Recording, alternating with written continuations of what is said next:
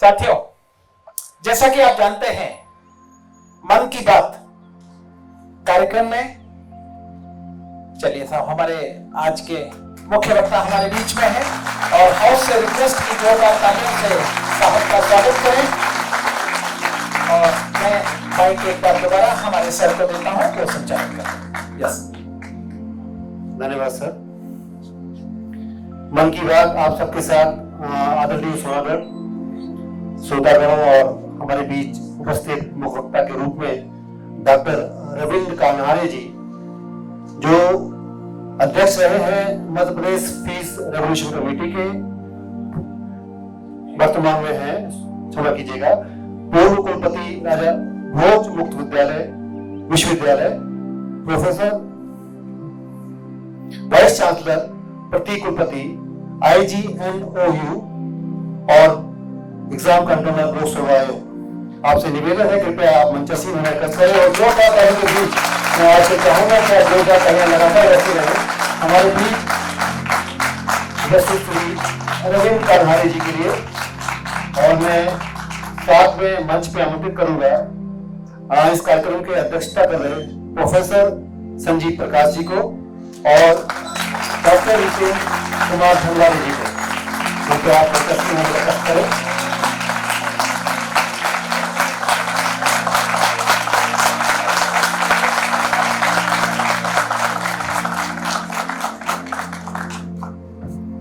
आदरणीय श्रोतागण, आप बहुत अच्छे श्रोता हैं।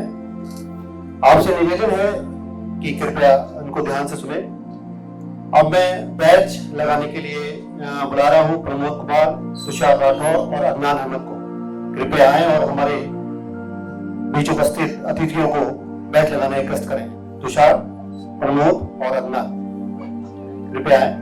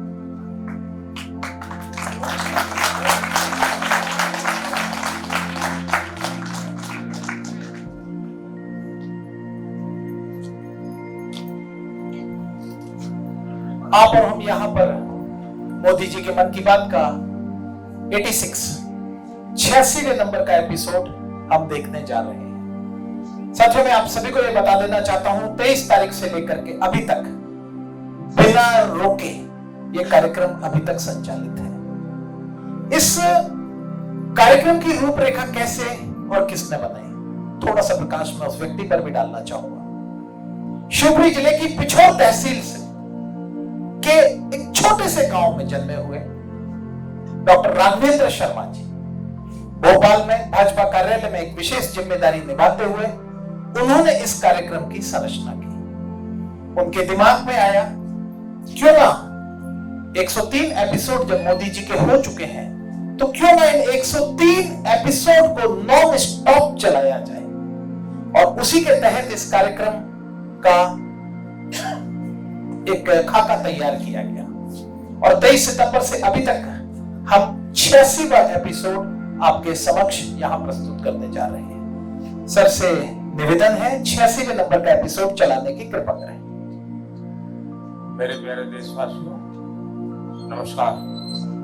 बीते सप्ताह हमने एक ऐसी उपलब्धि हासिल की जिसने हम सबको गर्व से भर दिया। आपने सुना होगा कि भारत ने पिछले सप्ताह $400 बिलियन यानी 30 लाख करोड़ रुपए के एक्सपोर्ट का टारगेट हासिल किया है।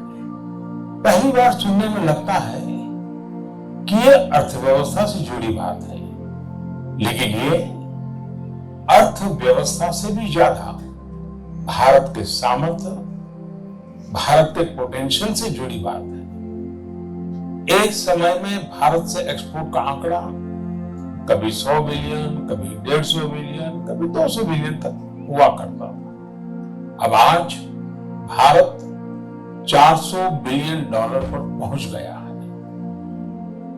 इसका एक मतलब ये कि दुनिया भर में भारत में बनी चीजों की डिमांड बढ़ रही है।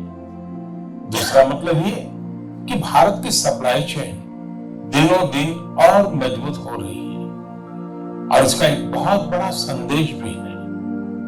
देश विराट कदम तब उठाता है जब सपनों से बड़े संकल्प होते हैं, जब संकल्पों के लिए दिन रात ईमानदारी से प्रयास होता है, तो वो संकल्प सिद्ध भी होते हैं। और आप देखिए, किसी व्यक्ति के जीवन में भी तो ऐसा ही होता है।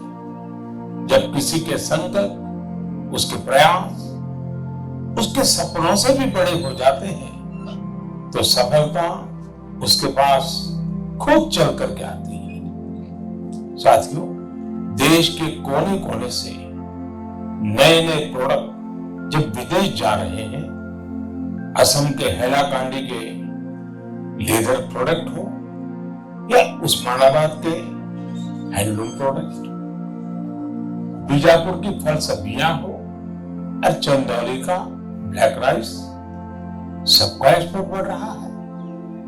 अब आपको लद्दाख की विश्व प्रसिद्ध एप्रिकॉट दुबई में भी मिलेगी और सऊदी अरब में तमिलनाडु से भेजे गए केले मिलेंगे। और सबसे बड़ी बात यह है कि नए नए प्रोडक्ट्स नए नए देशों को भेजे जा रहे हैं। जैसे हिमाचल, उत्तराखंड में पैदा हुए मिलेट्स, मोटे अनाज की पहली खेप डेनमार्क को निर्यात की गई। आंध्र प्रदेश के कृष्णा और चित्तूर जिले के बंगनपल्ली और सुवर्णरेखा आम दक्षिण कोरिया को निर्यात किए गए। त्रिपुरा से ताजा कटहल हवाई रास्ते से लंदन निर्यात किए गए। और तो और पहली बार नागालैंड की राजा मिर्च को लंदन भेजा गया। इसी तरह भालिया गेहूं की पहली खेप गुजरात से केन्या और श्रीलंका निर्यात की गई। यानी अब आप दूसरे देशों में जाएंगे तो मेड इन इंडिया प्रोडक्ट्स पहले की तुलना में कहीं ज्यादा नजर आएंगे। साथियों, यह लिस्ट बहुत लंबी है और जितनी लंबी ये लिस्ट है उतनी ही बड़ी मेक इन इंडिया की ताकत है, उतना ही विराट भारत का सामर्थ्य है।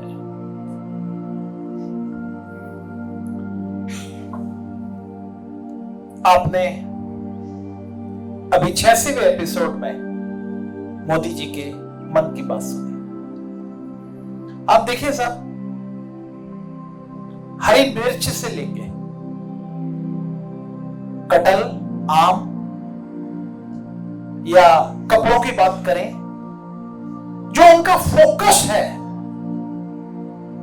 वो सिर्फ एक ही बात पर ध्यान केंद्रित करता है। जैसे वो कहावत है ना, खेत की मिट्टी खेत के अंदर। तो सीधा सा फोकस जो है, देश का पैसा देश के अंदर। आज अगर हम इस सिस्टम को एडॉप्ट करेंगे, लोग बाग आज भी देखिए अमेज़न और क्या पता फ्लिपकार्ट काय पे परचेजिंग करते रहते हैं। अभी 2-3 दिन पहले मैं एक जगह गया, मेरे से पूछते हैं लंच करोगे? मैंने कहा कर लेंगे अगर आपके पास समय हो तो बोले अभी 5 मिनट में आ जाएगा, अभी ऑर्डर कर देते हैं। मैंने कहा कहाँ ऑर्डर कर देते हैं? बोले अभी ये जो कौन कौन से सिस्टम्स चलते हैं, बोले अमेज़न और इस पे ऑर्डर करेंगे अभी आ जाएगा। मैंने कहा सॉरी, उसका खाना नहीं खाना। तो बोले कहाँ? मैंने कहा आप किसी भी रेस्टोरेंट में लेके चलिए, किसी भी ढाबे पर लेके चलिए, मुझे कोई ऑब्जेक्शन नहीं है खाना खाने में, लेकिन विदेशी तरीके से एडॉप्ट किया गया भोजन हमें नहीं खाना।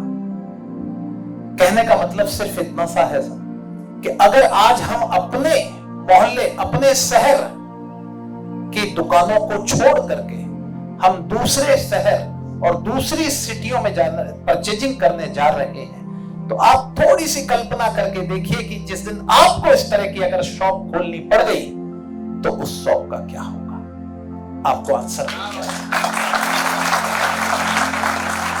मोदी जी के लिए तो सिर्फ इतना कहना चाहूंगा, सितम भी सहेंगे, दुआ भी करेंगे। सितम भी सहेंगे, दुआ भी करेंगे। वो बेबसी का गया जमाना, और अगर है हिम्मत तो गिराओ बिजली। हम नया भारत बना रहे हैं, हम नया भारत बना रहे हैं।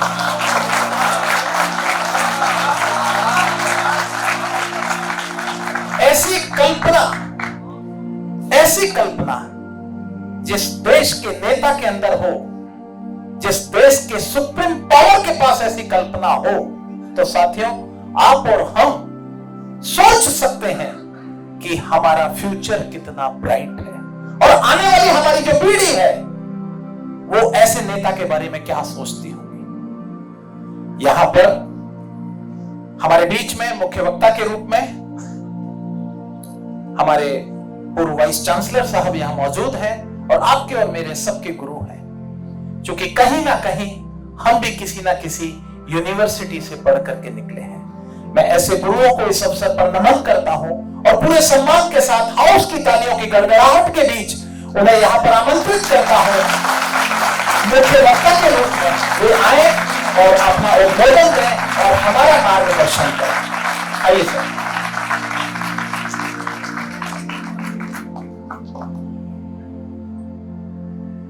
आज के कार्यक्रम के आयोजक श्री शर्मा जी, मंच पर विराजमान अध्यक्ष महोदय, महोदय और मेरे प्रिय छात्र, ये हमारे लिए बहुत गर्व का विषय है कि हमें ऐसे प्रधानमंत्री मिले हैं जो देश का नेतृत्व करते हुए केवल पॉलिटिकल लीडर के रूप में काम नहीं कर रहे हैं, बल्कि वे इस देश के हर नागरिक से सीधे सीधे जुड़े हुए हैं, मन से, हृदय से, और देश के विकास के लिए निरंतर कार्यरत हैं बिना विश्राम किए। अभी जो एपिसोड में हम लोगों ने थोड़ा सा क्लिपिंग देखा है, उसमें और भी बहुत से विषय उन्होंने लिए हैं, लेकिन जिस क्लिपिंग को दिखाया है मैं उसी पर अपनी बात केंद्रित करूंगा। जिस समय हमारा देश आजाद हुआ, विभाजन की विभीषिका हमको झेलनी पड़ी।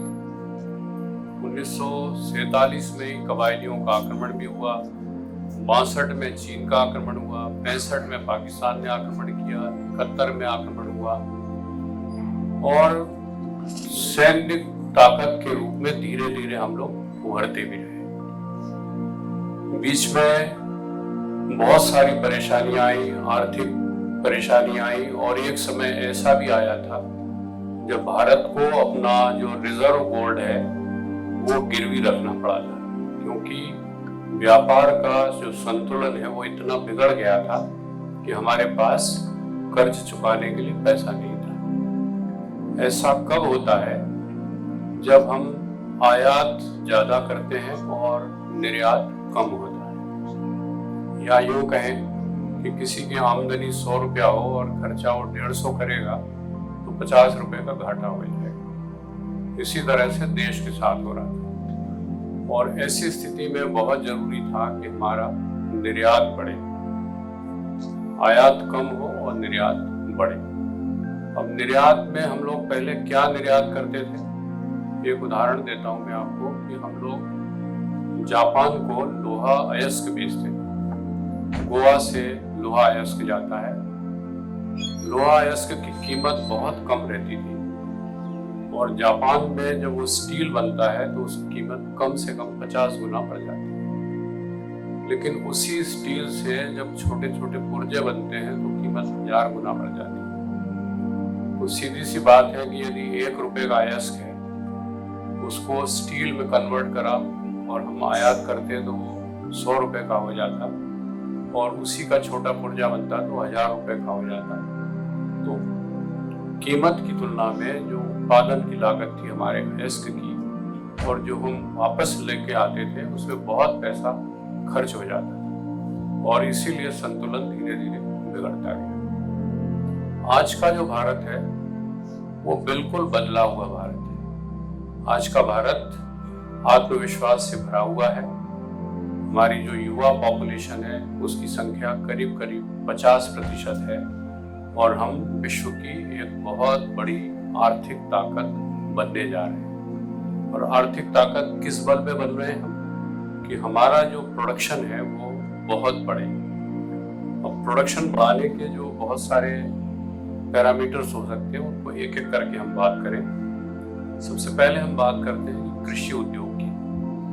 भारत एक कृषि प्रधान देश है और एक स्थिति ऐसी भी थी कि PL 480 के तहत अमेरिका से हम लोग वो अनाज बुलवाते थे जो वहाँ के पशुओं को खिलाया जाता था। लेकिन आज की स्थिति यह है कि हमारे पास इतना बफर स्टॉक है कि पूरे देश के लिए पर्याप्त अनाज के साथ हम विदेशों को निर्यात करने की भी स्थिति में है। रूस और यूक्रेन के युद्ध के बाद जब अनाज की स्कैरसिटी होने लगी विश्व में, तब भी भारत ने यह आश्वासन दिया कि विश्व में किसी भी देश को भूखा नहीं मरने देंगे। अफ्रीका हो या यूरोपियन देश, जिस खाद्यान्न की जरूरत पड़ेगी भारत उसका निर्यात करने में समर्थ है। और ये ताकत हमें किसने दी? हमारे किसानों ने दी। किसानों में ये ताकत कहाँ से आई? जमीन तो नहीं बढ़ गई, जमीन तो जितनी थी उतनी थी। सिंचाई के साधन बढ़ाए गए, उन्नत किस्म के बीज उपलब्ध कराए गए, खाद उपलब्ध कराई गई और जो खाद्यान्न था उसको सुरक्षित रखने के लिए बड़े बड़े गोदाम बनाए गए। और पिछले 10 सालों में ये काम बहुत तेजी से हुआ है। इसीलिए अन्न की सुरक्षा भी हुई और उसको निर्यात करने के लिए हमारे पास अब पर्याप्त व्यवस्था भी है। ये लेकिन अन्न हम कौन सा निर्यात करते हैं? जब हमारी स्वयं की जरूरतें पूरी हो जाती हैं। तो भारत जो पहले केवल अपने लिए उगाता था, विश्व के लिए उगाने में समर्थ है। ये भारत की ताकत है कि अन्न के क्षेत्र में हम आत्मनिर्भर हैं। आज जब हम कंप्यूटर क्रांति और दूसरी क्रांति की बात करते हैं तो बार बार एक बात मैं जरूर कहता हूँ कि सारे यंत्र बंद हो जाएं, सारे बिजली थोड़ी देर के लिए बंद हो जाए तो तमाम तरह की परेशानी होगी लेकिन कोई मरेगा नहीं। लेकिन अन्न की यदि कमी हो गई तो सारे विश्व में त्राही त्राही मच जाएगी। तो पहली जरूरत है अन्न और सबसे खुशी की बात है कि आज हम लोग उसमें आत्मनिर्भर हैं। दूसरी बात करते हैं दवाई उद्योग की बात करें। दवाइयों का जो उद्योग है इसमें भी लागत की तुलना में जो विक्रय मूल्य होता है वो बहुत ज्यादा होता है।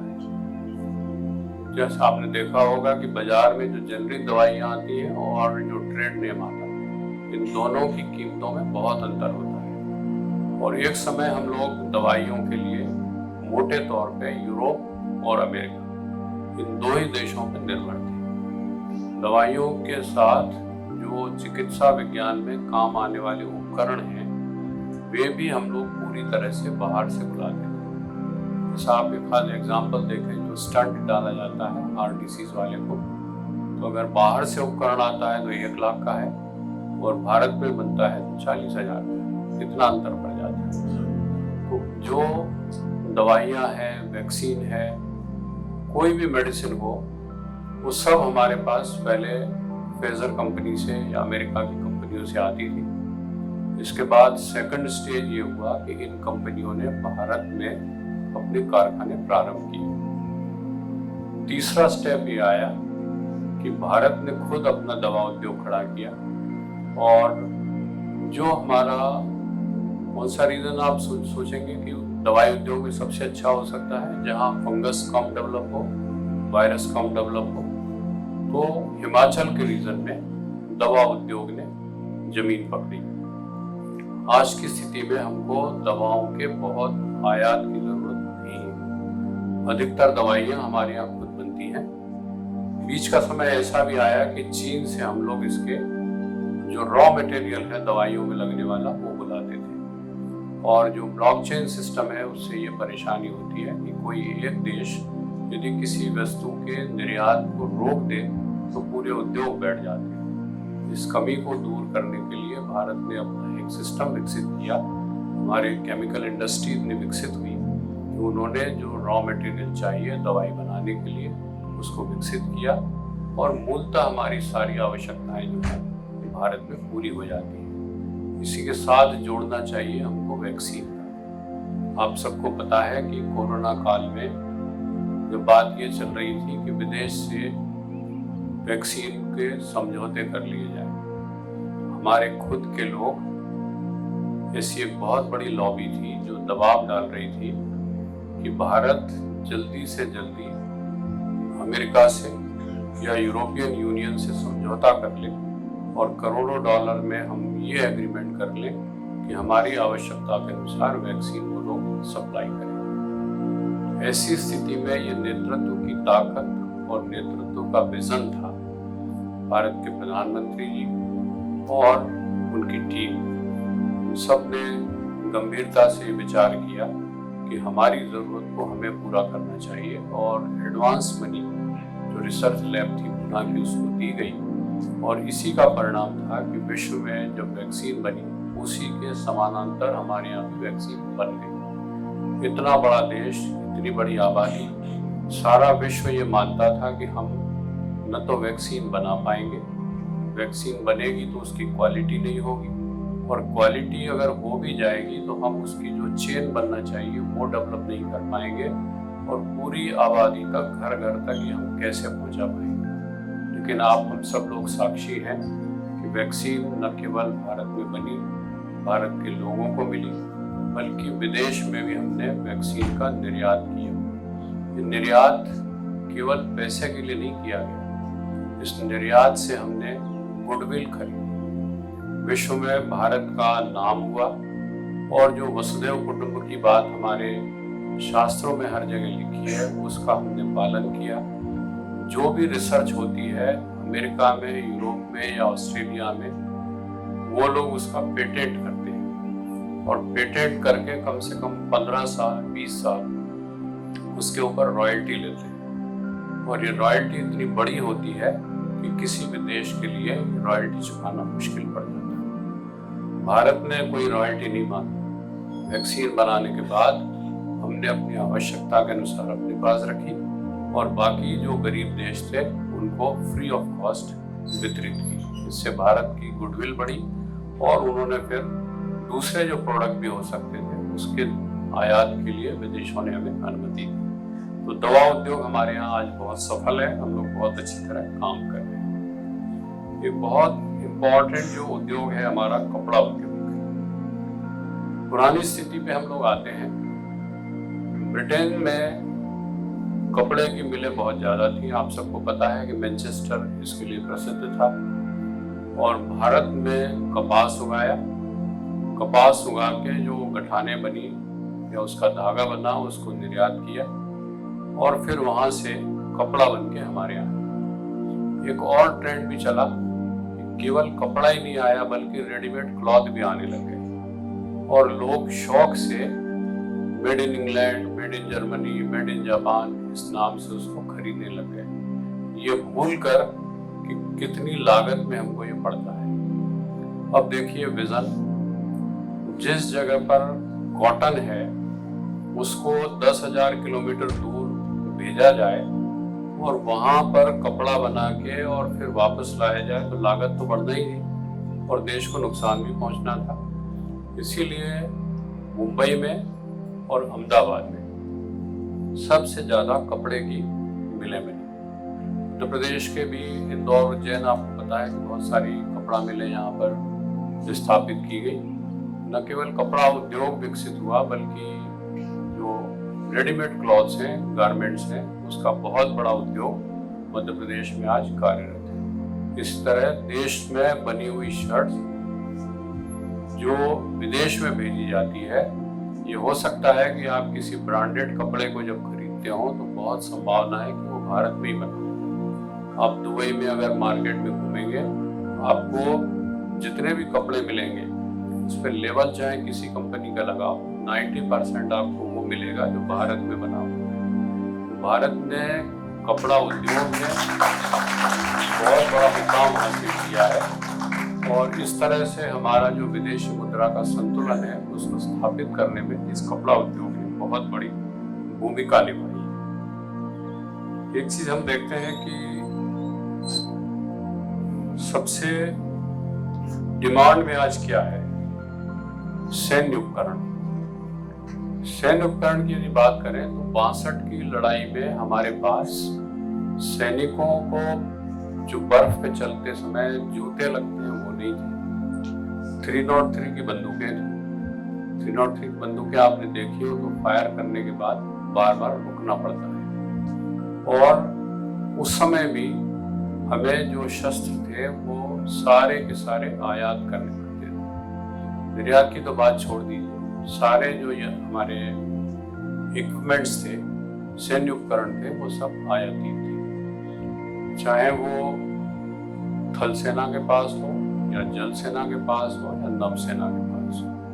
जो हवाई जहाज हमारे पास थे वो एक था पैकेट, एक था डकोटा, 2 ही विमान चलते थे। और पानी के जहाजों में जो फ्रिगेट है वो हमने ब्रिटेन से लिया। तो कोई भी ऐसी चीज नहीं थी जो इंडिजिनस हो, भारत में बनी हुई हो। उसको रिपेयर करने के लिए भी विदेश से जब तक कोई आएगा नहीं तब तक वो रिपेयर नहीं हो। आज से तुलना कीजिए, एक तीनों सेनाओं की हम बात करते हैं तो पहले हम देखते हैं कि थल सेना के पास, थल सेना के पास जो धनुष तोप है आज वो भारत में बन रही है। बोफोर्स तोप का परिष्कृत रूप है ये, और इस परिष्कृत रूप में न केवल तोप ने बनाई है बल्कि उसके जो गोले हैं वो बहुत कम दर में हमारे यहाँ बन पाए।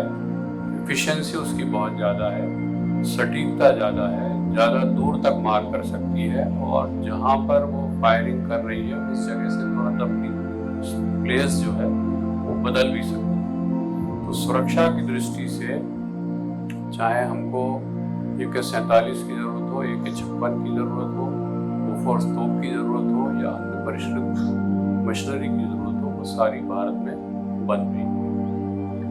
दूसरी जो थल सेना के पास जरूरत होती है वो है मिसाइल। आप सबको पता है कि नाग हो, त्रिशूल हो, ये सारे भारत में बनाए, इसने डेवलप किए, DRDO ने। नभ सेना की बात करें तो वायु सेना जिसको हम कहते हैं, जिसके 2 नाम मैंने लिए थे कि एक था पैकेट, एक था डकोटा। बहुत पहले भारत में एक छोटा प्लेन बना था, नेट, बहुत छोटा प्लेन था। आपने देखा होगा भोपाल के एयरपोर्ट पे जाएं तो एक वहाँ पर स्थापित भी है। लेकिन ज्यादातर जो सैन्य उपकरण थे वो हमने लिए रशिया से। MiG-18 हो, MiG-19 हो, MiG-21 हो, ये सारे हमने रशिया से लिए थे। लेकिन तेजस जो था, तेजस विमान जो लाइट वेट एयरक्राफ्ट है, ये बेंगलोर में डेवलप किया गया और इस विमान में मिसाइल फिट की जा सकती है, जल्दी टर्न हो सकता है, ज़्यादा ऊंचाई तक जा सकता है, स्पीड भी ज़्यादा है। तो जो एफिशिएंसी चाहिए नौसेना की सुरक्षा के लिए, चाहे इस जहाज को पानी के जहाज से उड़ाना हो, जमीन के जहाज से जमीन से उड़ाना हो, पहाड़ी एरिया में हो, किसी भी क्षेत्र में तेजस ठीक से काम कर पाता है। तेजस के बनने से लाभ ये हुआ कि जो हम आयात में विदेशी मुद्रा खर्च करते थे उसकी भी बचत हुई, और डिमांड तेजस की ये है कि बहुत से देश ये मांग कर रहे हैं कि तेजस की सप्लाई भारत के द्वारा उस देश को की जाए। दूसरी चीज हम देखें कि समुद्र में हमने क्या किया। फ्रिगेट जो बनना चाहिए वो भारत में बने। नौसेना का जो बड़ा जहाज होता है जिसपे कि हवाई जहाज उतर सके, उसका निर्माण भारत में हो रहा है। पनडुब्बी भारत में बनाई जा रही है। सीमाओं पे जो समुद्री सीमाएं उनकी सुरक्षा के लिए जो फास्ट बोट होती है वो भारत में बन रही है। तो रक्षा उत्पाद के क्षेत्र में DRDO सबसे बड़ा जो रिसर्च करता है, और इसरो जिन्होंने रॉकेट विज्ञान जब तक इन दोनों का कॉम्बिनेशन नहीं होता है तब तक बात बनती नहीं।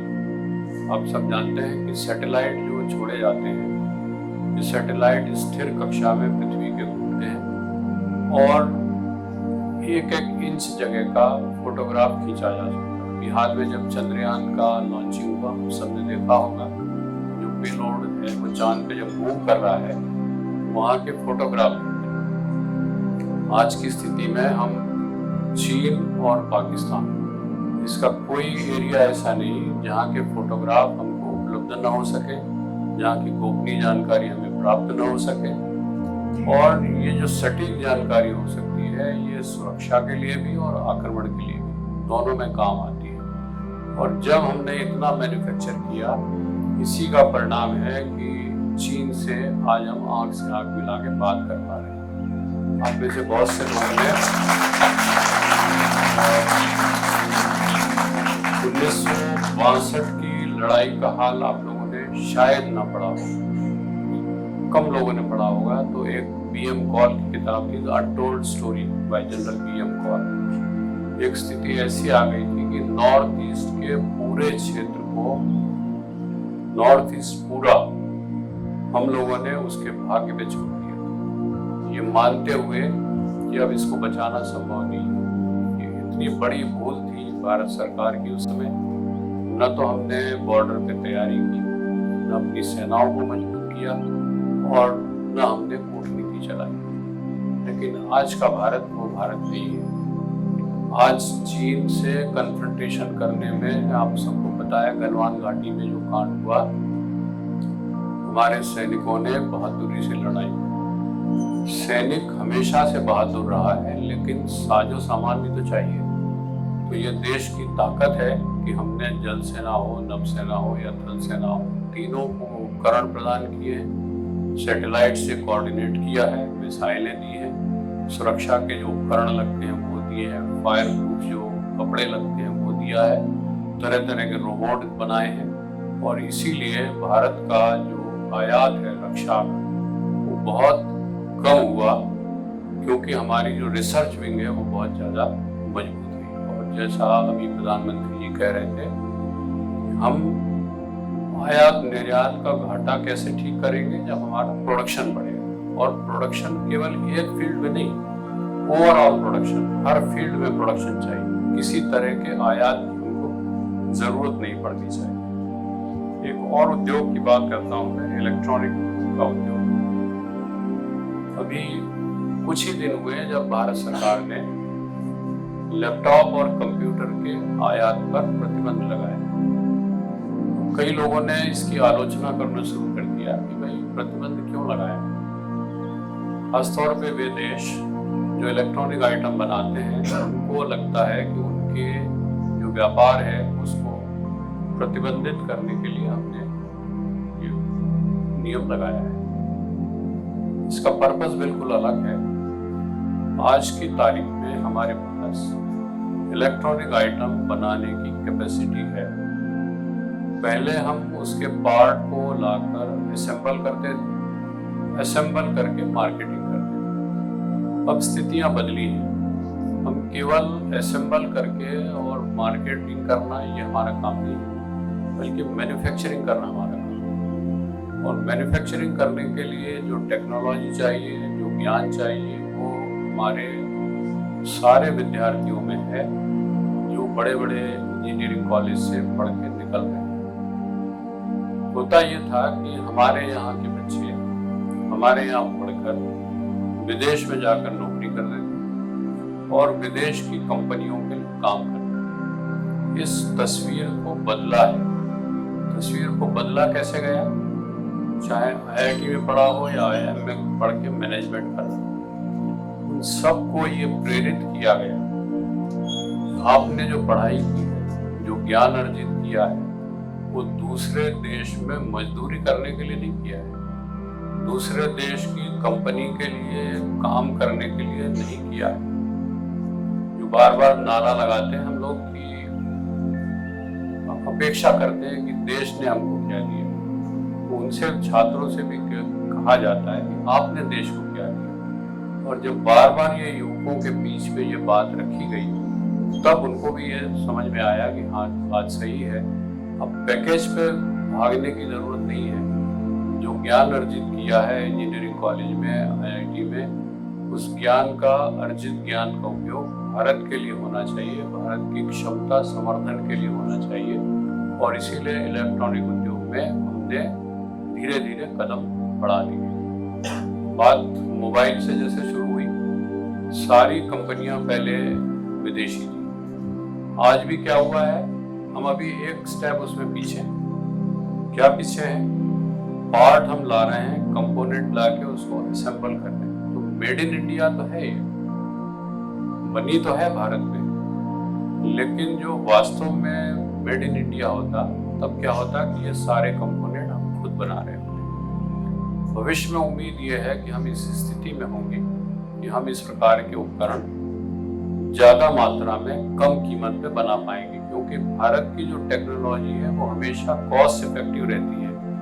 अभी आप लोग टीवी में देख रहे होंगे बार बार चंद्रयान पे जब बात हो रही है तो तारीफ इसी बात की होती है बार बार, चाहे मंगल अभियान हो या चंद्रयान 1 हो, 2 हो, 3 हो, इसकी जो लागत है वो लागत अमेरिका की तुलना में या चीन की तुलना में या रशिया की तुलना में लगभग आधी है। तो कितनी इकोनॉमी से हम लोग काम करते हैं, क्योंकि हमारा जो उद्देश्य रहता है वैज्ञानिक का काम करने का, वो मिशन के रूप में रहता है। केवल नौकरी नहीं कर रहे होते, बल्कि समर्पित भाव से देश के लिए काम कर रहे होते हैं। और जब बार बार प्रधानमंत्री जी सबको संबोधित करते हैं तो उसमें एक मैसेज हमेशा यही छुपा रहता है कि आप जो कुछ भी कर रहे हैं हमेशा ये मूल्यांकन कर रहे हैं कि मेरे इस कार्य से मुझे लाभ क्या होगा, ये छोड़ दीजिए, देश को क्या लाभ होगा, समाज को क्या लाभ होगा, समाज का विकास कैसे होगा, देश का विकास कैसे। इस पॉइंट ऑफ व्यू से जब हम काम करते हैं तो हमारा काम न केवल क्वालिटी का होता है, इकोनॉमिक होता है, बल्कि वो देश की उन्नति में, प्रगति में सहयोगी भी रहता है। तो सैन्य उपकरण जो है हमारे, ये सारे ऐसे हैं जो यूरोपियन कंट्रीज अब मांगने लगे। और इसरो ने जो काम किया है सैटेलाइट लॉन्चिंग का, तो 18 सैटेलाइट एक साथ लॉन्च करना ये भारत ने ही किया है। और इसीलिए जो दूसरी एजेंसी है वो अब इसरो से संपर्क करने लगी है। आज की न्यूज़ एक ये भी थी कि जापान जो अपना एक प्रोजेक्ट चला रहा था मिशन मून, उसके लिए वो इसरो से कोलैबोरेशन करने वाला है। कितनी बड़ी बात है। जो देश जिसके यहाँ की मेड इन जापान चीज जो है इलेक्ट्रॉनिक में बहुत आगे है जापान, और क्वालिटी की चीज बनती है, क्योंकि उनके यहाँ भी लोगों में देशभक्ति जो है फूट फूट के भरी हुई है। जापानी द्वितीय विश्व युद्ध में धूल में मिल गया देश आज इस स्थिति में खड़ा है कि उसकी अगर आप नक्शा देखें तो बहुत छोटा सा देश है, लेकिन इलेक्ट्रॉनिक उद्योग के दम पर उसने पूरी दुनिया में अपनी साख कायम करी। और ऐसा देश यदि भारत से संपर्क करके ये कह रहा है कि इसरो से हम एक कॉमन प्रोग्राम चलाएंगे और मून मिशन में जापान के साथ सहयोग करेंगे या वो हमारे साथ सहयोग ही करेंगे, तो ये आपकी हमारी उपलब्धि है। ये आपके एक चीज और आती है कि विदेश व्यापार जो होता था हमेशा डॉलर में होता रहा, और बहुत कम ऐसी चीजें हैं जिसको हम रशियन रूबल से एक्सचेंज कर लेते थे, और आंशिक रूप से जापान के येन से करते थे। ये 3 मुद्राएं हैं जो पूरे अर्थतंत्र को जो चलाती है, और इनकी कीमतों में जब परिवर्तन हो जाता है तो भारत का रुपया कम ज्यादा मूल्य उसका होता रहता है। और जब विदेशी मुद्राओं की कीमत बढ़ती हो या विदेशी मुद्रा भंडार की हमारे यहाँ कमी आ जाती है तो अपने आप सरकार पर दबाव पड़ने लगता है और व्यापारिक घाटा बढ़ने लगता है। इसलिए अब ये बात हुई कि जो रुपया है हमारा, उस रुपये को मजबूत बनाए। और रुपए को मजबूत कब हो सकता है? जब उस रुपए के साथ, आपको पता होगा कि रिजर्व बैंक में जो मुद्रा होती है उसके बदले में गोल्ड रखा जाता है। और उस गोल्ड का कितनी कीमत है उसके आधार पर मुद्राओं की कीमत होती है, एक्सचेंज वैल्यू होती है। इसीलिए भारत का जो रुपया है मजबूत हुआ, न केवल मजबूत हुआ बल्कि इसकी साख बनी, और साख बनने से लोग इसके तहत एक्सचेंज करने को सहमत हुए। आखिर नोट में और कागज में फर्क क्या है? रिजर्व बैंक के गवर्नर के जो साइन है, आई प्रॉमिस टू पे, आप किसी भी कागज पे कोई भी लिख के दे दे, उससे फर्क नहीं पड़ता। बात यह है कि भारत सरकार के आश्वासन पे कि हाँ ये मुद्रा है, उसकी साख है। इसलिए जो कागज है, कागज 5 रुपए का हो सकता है लेकिन वही 1000 में बदल जाएगा अगर नोट के रूप में। तो ये मुद्रा की जो ताकत है ये भारत ने अब प्राप्त की, और रशिया से जो हमारा विदेश व्यापार है वो रुपया रूबल ट्रांजैक्शन होने लग गया, क्योंकि होता ये था, अमेरिका या कोई भी देश मित्रता की बात करे, कुछ भी करे, सबसे पहले हर देश स्वार्थी होता है, अपना हित पहले देखता है। और जब उसको लगता है कि भारत की ज्यादा उन्नति हो रही हो तो वो हमेशा हर्डल क्रिएट करेगा, और इस हर्डल से बचने के लिए हमें आवश्यक रूप से आत्मनिर्भर बनना चाहिए। तो इस संकट को दूर करने के लिए मुद्राओं के विनिमय के लिए भारत सरकार ने तय किया कि रुपए की जो कीमत है वो स्थिर रखी जाए, और न केवल स्थिर रखी जाए बल्कि विनिमय इसके द्वारा हो। और विनिमय भी हो तो हो कैसे? इसमें फिर आपको ध्यान में आएगा कि जो मनी ट्रांजैक्शन सिस्टम था यूरोप का, उन्होंने रशिया के और भारत के बीच में विनिमय पे बैन लगा दिया। अभी भी रशिया से डॉलर भारत में नहीं आ सकता, या भारत से डॉलर रशिया में नहीं जा सकता। इस व्यापार पे प्रतिबंध है। इसको तोड़ने के लिए क्या करना चाहिए? तो हमारा जो अपना इलेक्ट्रॉनिक ट्रांसफर सिस्टम है यूपीआई, ये इतना परफेक्ट सिस्टम है, इसमें कभी त्रुटि नहीं हो रही है, और इसको अंतर्राष्ट्रीय स्तर पे न केवल मान्यता मिली बल्कि इसको अपनाया भी लोगों ने। और यही कारण है कि ऑस्ट्रेलिया से, जापान से, जर्मनी से जो ट्रांजैक्शन है वो इस रुपए का यूपीआई के माध्यम से संभव हो पाया है। भारत के जो बैंक हैं वो सब जगह बाहर भी खुल रहे हैं, विदेशी बैंक भारत में भी खुलेंगे, सारा ट्रांजैक्शन यूपीआई के माध्यम से होगा। तो जो बहुत बड़ी कमी थी उस कमी को भारत सरकार ने अब दूर किया है, और ये अचानक नहीं हो जाता है। देखिए जो बड़े बड़े जो काम ये हो रहे हैं, ये ऐसा नहीं होता कि कल हमको करना है और आज कोई करेगी ये हो जाए। इसके लिए बड़ी योजना बनानी पड़ती है। पहले मन में विचार, इसके बाद उसका क्रियान्वयन के लिए रूपरेखा, फिर उसके संसाधन जुटाना, फिर योग्य व्यक्ति को योग्य काम पे लगाना, और उसको एक टारगेट देना कि इतनी अवधि में ये पूरा हो जाना चाहिए। लेकिन इसके साथ एक बात और भी ध्यान रखिए, अगर आप चंद्रयान 2 का एक दृश्य याद करें, चंद्रयान 2 का जब सीवन जी डायरेक्टर थे, मुझे लगता है कि आप सबने वो सीन देखा होगा। और जब भारत का यान चंद्रमा की ऑर्बिट में पहुंचा, ऑर्बिट पे पहुंचने के बाद जब नीचे उतरने लगा, सॉफ्ट लैंडिंग के लिए सब लोग रात में देख के जब देख रहे थे, तो अचानक उसकी जो कनेक्टिविटी थी वो फेल हो गई, और सॉफ्ट की जगह हार्ड लैंडिंग हुई, और मिशन फेल हो गया। मिशन फेल हो गया एक बात है, साइंस में त्रुटि हो सकती है। उस सीन को याद करिए। डायरेक्टर सीवन की आंखों में आंसू थे, प्रधानमंत्री मोदी जी ने उसके कंधे पे हाथ रखा। शब्द नहीं थे, भावनाएं थी।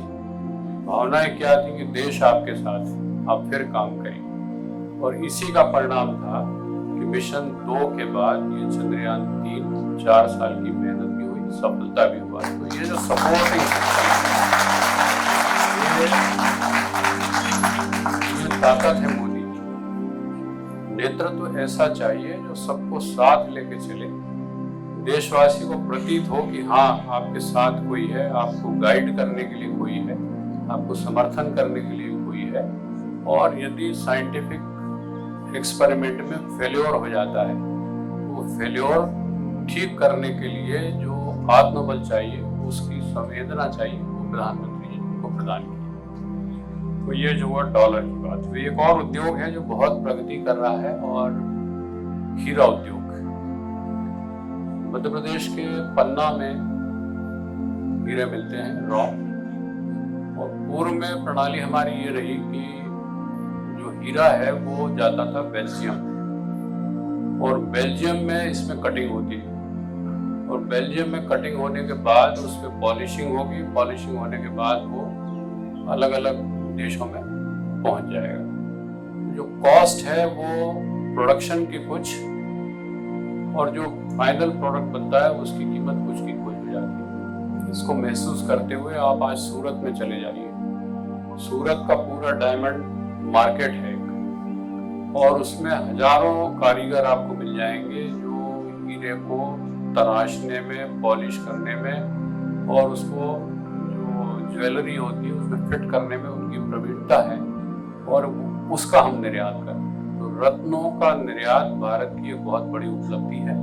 इसको भी ये भारत ने विगत 10-15 साल में जो संतुलन है उसको बनाने में इस निर्यात ने बहुत बड़ी भूमिका निभाई। तो खाद उद्योग की और बात करें जो हमारे लिए अभी भी समस्या है, एक चीज है केमिकल इंडस्ट्री और मशीनरी। जितनी मशीनरी यूरोप के देशों से आयात हो रही है उस तुलना में अभी हमको बहुत काम करने की जरूरत है। एक एग्जांपल मैं देता हूँ कि भारत में जो खेती है उसमें धीरे धीरे मशीनीकृत कार्रवाई चालू हो गई। ट्रैक्टर आ गए, रिमोट से चलने वाले जो रोबोट हैं वो सिंचाई की व्यवस्था करने लगे, या केमिकल का छिड़काव उसकी सहायता से होने लग गया। बहुत सी टेक्नोलॉजी हमने इजराइल से भी आयात करी है, ये सब काम हो रहे हैं। लेकिन एक फर्क महसूस करिए कि जो ट्रैक्टर हमारे आते थे वो बहुत बड़े बड़े थे जिनकी हमको जरूरत नहीं थी। 800 हॉर्स पावर का ट्रैक्टर, खेती की जमीन 5 एकड़, तो इतनी बड़ी मशीन बना के और उससे छोटा सा हम काम कर रहे थे, तो किसान का पैसा व्यर्थ जा रहा था। इस चीज को समझते हुए जो बार बार प्रधानमंत्री जी भी कहते हैं, सब लोग कहते हैं कि देश की आवश्यकता को समझ के काम करो। इसलिए जो मशीनें अब बन रही हैं वो हमारी आवश्यकता को देखते हुए, हमारी कितनी कैपेसिटी है, कितना हमें उससे काम लेना है, ये देखते हुए हम मैन्युफैक्चर कर रहे हैं। पंजाब इस फील्ड में बहुत आगे है कृषि मशीनरी के लिए, और कुछ पार्ट महाराष्ट्र का, केरल के पास, तमिलनाडु में कोयम्बटूर के पास इतनी मशीनों की फैक्ट्री लगी है जिससे हम बार बार निर्यात कर पा रहे हैं। तो आज का जो एपिसोड था मुख्यतः इस बात पे निर्भर था कि भारत मैन्युफैक्चरिंग हब बने, हम आयात वाले देश न बने बल्कि निर्यात करने वाले देश बने। हमारा जो व्यापारिक घाटा है पहले था उसको हम दूर करें, व्यापारिक संतुलन बनाएं, और विश्व को हम इतना सामान निर्यात कर पाएं कि भारत में समृद्धि आए। जो बार बार बात होती थी ना कि सोने की चिड़िया, तो सोने की चिड़िया मतलब क्या कि हर व्यक्ति के पास सोना इकट्ठा तब होगा, कब हो पाएगा जबकि वो अमीर बने। अगर हम ये चाहते हैं कि हमारे यहाँ का हर व्यक्ति अमीर बने, संपन्न बने, तो हमको अपना निर्यात बढ़ाना पड़ेगा, मैन्युफैक्चरिंग सेक्टर बनाना पड़ेगा। और इस मैन्युफैक्चरिंग सेक्टर को बनाने के लिए हमारी युवा शक्ति जो है, पूरे विश्व में भारत ही है ऐसा जिसके पास 50% युवा हैं, क्वालिफाइड हैं, डेडिकेटेड हैं, और आप में वो ताकत है कि आप पूरी दुनिया को हिला के रख सकते हो। मैं उम्मीद करता हूँ कि प्रधानमंत्री जी के इस एपिसोड में तथ्य है उसके आधार पे हमारी युवा शक्ति ऐसा काम करेगी कि हम न केवल तीसरी चौथी नहीं बल्कि विश्व की सबसे बड़ी अर्थव्यवस्था बनेगी।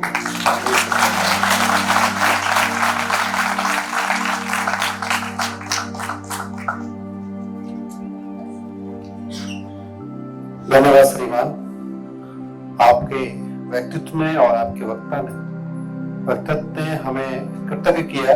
इस जानकारी के लिए आपका अति धन्यवाद। अब मैं संक्षिप्त वक्तव्य के लिए आमंत्रित कर रहा हूं कार्यक्रम के अध्यक्ष प्रोफेसर संजीव प्रकाश जी को। कृपया पाएं।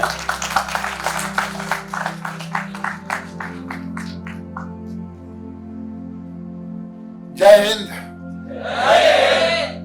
आवाज अच्छी है। वंदे मातरम। समय सोने का हुआ नहीं है। वंदे वंदे लगा सब जगह रहे। मंच पर आसीन आज के मुख्य अतिथि आदरणीय डॉक्टर राजेश कनारे साहब, हमारे धनवारे साहब, सभी छात्र शक्ति एवं शिक्षकगण, आप सबका यहाँ इस कार्यक्रम में आज हार्दिक अभिनंदन एवं स्वागत करता हूँ। सबसे पहले मैं आपको अपना परिचय दे देता हूँ, जिससे वार्तालाप हमारा थोड़ा आसान है। मैं डॉक्टर संजीव श्रीवास्तव सर्वपल्ली राधाकृष्णन विश्वविद्यालय में कृषि संकाय में अधिष्ठाता के पद पर कार्यरत हूँ।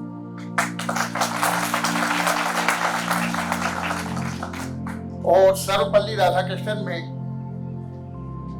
जब से विश्वविद्यालय बना है 2015 से, जब से मैं यहाँ पर हूँ, और ये बड़ा किस्मत की बात है, ये अवसर मुझे मिला कि मैं यहाँ के कृषि के छात्रों को कृषि की शिक्षा जैसे महत्वपूर्ण, कृषि प्रधान देश में जो सबसे ज्यादा महत्वपूर्ण है, उस शिक्षा से जुड़ा हुआ। जहाँ तक सर्वपल्ली राधाकृष्णन विश्वविद्यालय का सवाल है, ये भी एक बहुत बड़ा समूह है और मध्य प्रदेश ही नहीं, हमारे देश में भी सबसे बड़े समूह में अपनी पहचान रखता है। हमारे यहाँ से निकले हुए छात्र काफी नाम रोशन कर रहे हैं, काफी अच्छे ओहदे पे हैं और बड़े अच्छे अच्छे कामों में आज की तारीख में हमारे विश्वविद्यालय, हमारे संस्थान का नाम भी रोशन कर रहे हैं। जहाँ तक हमारे कृषि छात्रों का सवाल है, वो भी जितने भी प्रकार के जॉब हैं, आज हमारे यहाँ से निकले हुए छात्र सभी जगह उन पदों को सुशोभित कर रहे हैं, चाहे वो सरकारी हो, निजी हो, एनजीओ के हो, सभी जगह पे अच्छे ओहदों पर, अच्छे वेतनमान पर हमारे यहाँ के छात्र लगे हुए।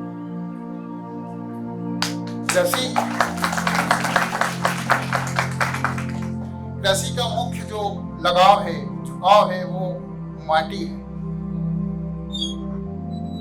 माटी जो हमें केवल ये सिखाती है कि हम कर्म करें, मेहनत करें और आगे बढ़ें। आपने कभी सुना कि कोई खेत या कोई मिट्टी आपको लंच का फ्री ऑफर दे, किसी भी तरीके का आपको ऑफर दे? जब तक आप मेहनत नहीं करेंगे, आप मिट्टी से कुछ भी प्राप्त नहीं कर सकते। केवल मेहनत का एकमात्र तरीका हमारे मिट्टी जो है वो सिखाती है और बताती है। कभी ऐसा हो कि आप मिट्टी से बोले कि है मिट्टी माई, हम अभी काम नहीं कर पा रहे, समय नहीं दे पा रहे, मेहनत नहीं कर पा रहे, अगले महीने, अगले साल, आने वाले समय में करेंगे, तो अभी हमें कुछ दे दे। मिट्टी आपको कुछ नहीं देगी। जब तक आप कर्मवीर नहीं होंगे, मेहनत नहीं करेंगे, जब तक आपको मिट्टी माई कुछ भी देने वाली नहीं। तो ये मिट्टी ऐसी चीज है जो मिट्टी में मिलना सिखाती है, मिट्टी बनना नहीं। मिट्टी आपको मेहनत करना बताती है और आगे बढ़ना सिखाती है। जहां तक हमारी अमूल्य धरोहर है, कृषि जो है वो विरासत में हमें मिली है और आगे इसके अंदर बहुत से जो स्टार्टअप हैं, जो एक्सपोर्ट हैं, वो सबसे ज्यादा आपको कृषि के क्षेत्र में ही देखने को मिल रहे हैं। और ये हमारे देश की जो युवा शक्ति है, जो आज कृषि को काफी आमदनी का जरिया बना दिया है, इज्जतदार धंधा बना दिया है। और इसमें हमारे आदरणीय प्रधानमंत्री जी का भी जो दृष्टि है, जो विजन है, उसने इसको काफी आगे बढ़ाया है। अगर आप पुराने समय को देखते हैं और आज के समय की कृषि को देखते हैं, तो आपको अंतर स्पष्ट नजर आएगा। सबसे ज्यादा स्टार्टअप, सबसे ज्यादा एक्सपोर्ट यूनिट्स आज की तारीख में आपको अगर नजर आएंगे, तो वो कृषि का क्षेत्र है, जिसको हमारे आदरणीय प्रधानमंत्री जी के नेतृत्व में गति भी मिली है और दिशा भी बराबर मिली है। ये जो विरासत हमारी है ये भाषाओं के ऊपर भी होती है। सबसे ज्यादा जो आसान भाषा हमारे ग्रामीण क्षेत्रों में या हमारे ग्रामीण भाइयों के समझ में आ जाए, जिसे वो नई टेक्नोलॉजी को अडॉप्ट कर सके और उसका उपयोग अपने खेती के कार्यों में कर सके, इसके लिए भी हम सबसे ज्यादा जो हमारी विरासत है, आप ताज्जुब करेंगे कि अपनी हिंदी भाषा जो है वो सबसे अच्छी भाषा है और दुनिया में बोली जाने वाली जो मुख्य 3 भाषाएं हैं उसमें हिंदी अपना स्थान रखती है और सबसे ज्यादा प्राचीन भाषा है, जिसकी संस्कृति, जिसकी विरासत आने वाली पीढ़ियों को सदैव दिशा देती आई है और आगे देती भी रहेगी। सबसे प्राचीन भाषाओं का भी जो अभी तक का ज्ञान है वो सबसे ज्यादा जो सबसे पहले जिसका इतिहास मिलता है वो भी हमारे देश की भाषा है तमिल, और तमिल में भी ज्ञान का भंडार काफी भरा हुआ है जो हमारे कृषि क्षेत्रों को आगे बढ़ाने में बराबर मदद कर रहा है। जहां तक मन की बात कार्यक्रम का सवाल है, हमारे आदरणीय प्रधानमंत्री जी का सवाल है, इनकी सारी बातें मेरे मन की बातों से ही, आप लोगों के मन की बातों से भी मिलती जुलती है। चाहे स्वच्छता की बात हो, चाहे सैन्य बल को आगे बढ़ाने की बात हो, चाहे न्यू टेक्नोलॉजी को अडॉप्ट करके आगे बढ़ने की बात हो, ये सभी बातें जो एक उचित नेतृत्व में आगे बढ़ रही है, ये आप सब लोग दृष्टिगत रखते होंगे, एनालिसिस भी करते होंगे। आप सब युवा हैं और देश को आगे बढ़ा सकते हैं। क्योंकि आज समय कम हो रहा है, वो चिट्ठी मेरे पास आ रही है। बाकी मैं अगली बार आपसे फिर मिलूंगा। जय हिंद।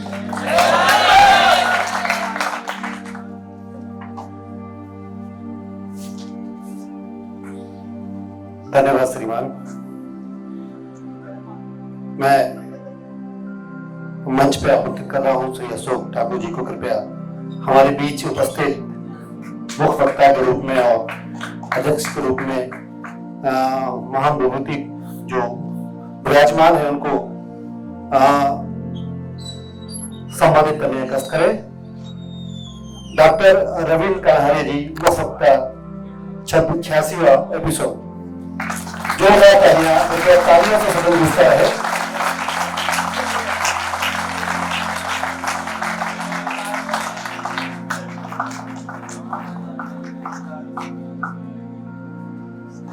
और इस 86वें एपिसोड के अध्यक्षता करते प्रोफेसर संजीव प्रकाश जी हमारे बीच उपस्थित हैं। मंचासीन हैं डॉक्टर जितेंद्र कुमार धनवारे जी। धनवारे जी के जो ये धन्यवाद।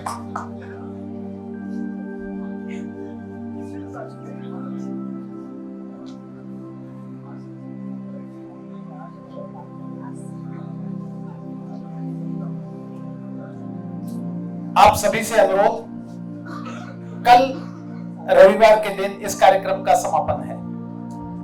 सुबह 10 से 12 मैं आप सभी को एक बार पुनः आमंत्रित करता हूं ऊपर के सभागार में, जिसमें हम मोदी जी के मन की बात का डायरेक्ट लाइव टेलीकास्ट 104वें नंबर के एपिसोड के रूप में देखेंगे। तो एक बार पुनः आपसे अनुरोध कि कल 10 से 12 के बीच में आप अवश्य पधारें। मैं यहाँ पर हमारे मुख्य वक्ता प्रोफेसर साहब को, वाइस चांसलर जी को, पूर्व वाइस चांसलर साहब को एक बार पुनः आमंत्रित करता हूं, वे आए और जो संकल्प हम हर एपिसोड के बाद दिलाते हैं उस संकल्प को दिलाने की कृपा करें। आपसे अनुरोध, अपने स्थान पर कृपया खड़े हो जाएं और बाहर जाने के बाद, यहाँ से जब हम बाहर जाएंगे तो आपकी फोटो के लिए हमने बाहर व्यवस्था की हुई है। मुख्य अतिथि महोदय को मैं लेके आऊंगा, जब तक आप बाहर जाकर के स्टेयर पर अपना स्थान ग्रहण करिए। Sir please.